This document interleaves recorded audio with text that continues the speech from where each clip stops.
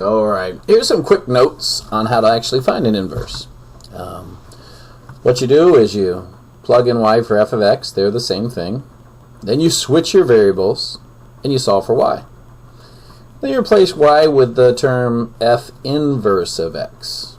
Alright, and then there's a way to check inverses that is right here. To check inverses, if you plug the inverse function into the original function, you'll get x. And I'll show you what all that means right here. So we're going to do that. I'm going to solve for the inverse. I'm going to plug in y equals 3x plus 4. Then I'll change my x and y. So I'm going to say x equals 3y plus 4. I'll solve for y by subtracting 4. Minus 4 minus 4. I get x minus 4 equals 3y. Divide by 3, divide by 3. And we get y equals 1/3 x minus 4/3. And then I'm going to write it as f inverse of x. The inverse function of the f of x function is equal to 1/3 x minus 4/3. I am going to circle it.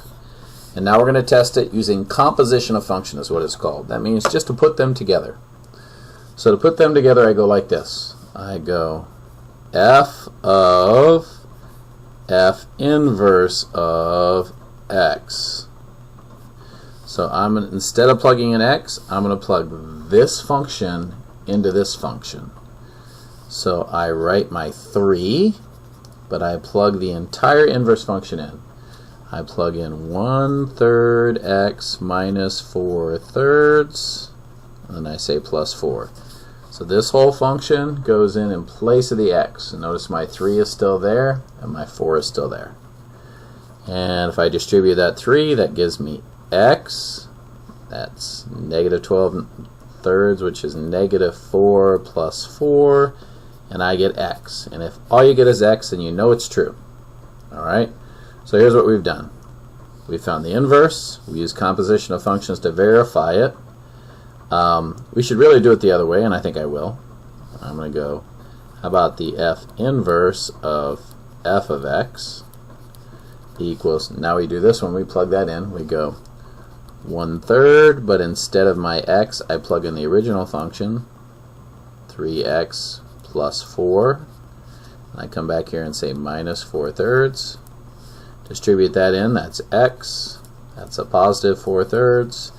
And that's a negative 4/3, and I get x, and I've checked it again. So I did composition of function both ways. Now we're going to graph it. So this one has a y-intercept of 4, so I'm going to put a dot there.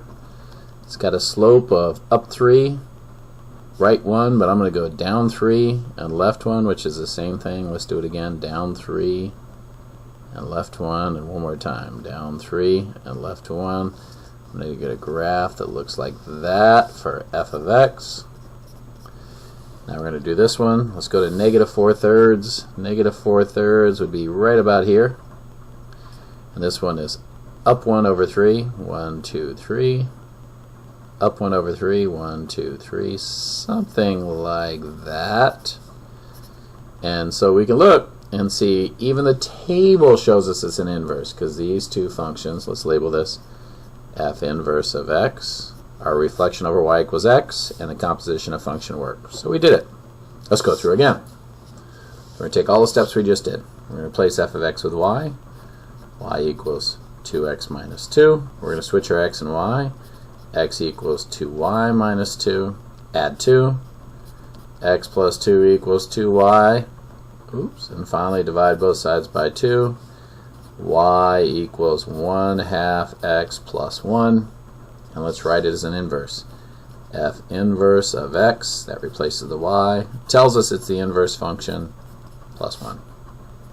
I'll put a little box around it. We're now going to do composition of functions. So I'm going to say f of f inverse of x. Let's write my f function without its x. So I'm going to write this guy. This is 2. Instead of the x, I'm going to say 1/2 x plus 1. Then I'm going to come back up here and say minus 2. So the only thing I do is replace this x with this output right here. I distribute through, that's x, right, plus 2 minus 2, which is just x, so it checks out. We're going to do it the other way. We're going to say f inverse. We're going to take the other function and plug in the original f of x. So I take this guy, which is 1/2. My x goes away, and I plug in 2x minus 2. Minus 2. 1/2 of that is x. 1/2 of that is, oh, you know, I messed up. I should have put that plus 1 there. -1 plus 1, which is just x, so it checks out. Let's graph them.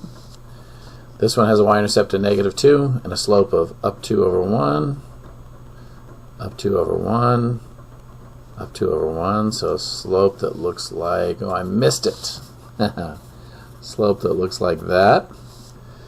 This one crosses at 1, has a slope of 1/2, so up 1 over 2, and it looks like that. And we can see that once again the reflections over y equals x. We have one more, so here goes on one more. Alright, I'm going to put a y in there just like we did before. -1/2 x plus 3. Switch your x and y. X comes over here. -1/2 y plus 3. Subtract 3. X minus 3 equals -1/2 y. Multiply both sides by -2. We get -2x plus 6 equals y, and we're done. Oh, we're going to write f inverse of x equals -2x plus 6. We test it with compositions. So I'm going to plug this into this. So I'm going to say f of f inverse of x, which means I plug this into the x there, -1/2. Instead of plugging in x, I plug in -2x plus 6. I finish up with this plus 3.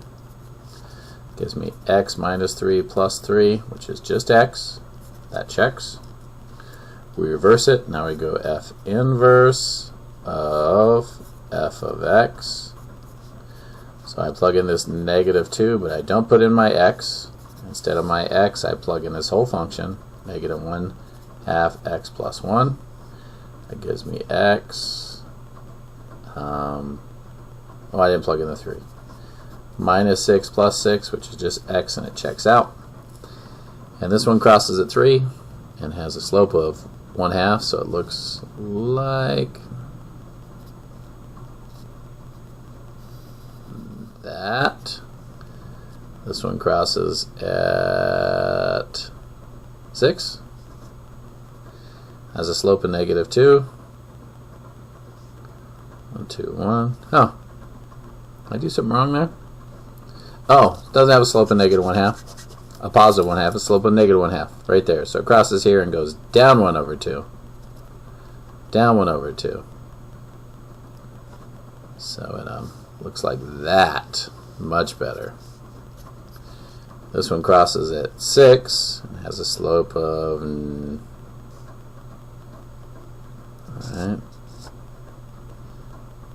-2, so down 2 over 1, down 2 over 1. I don't know, I'm feeling like something's up with this. Crosses at 3, down 1 over 2, right? And this one crossed at, did I do anything wrong? Seems to have worked out.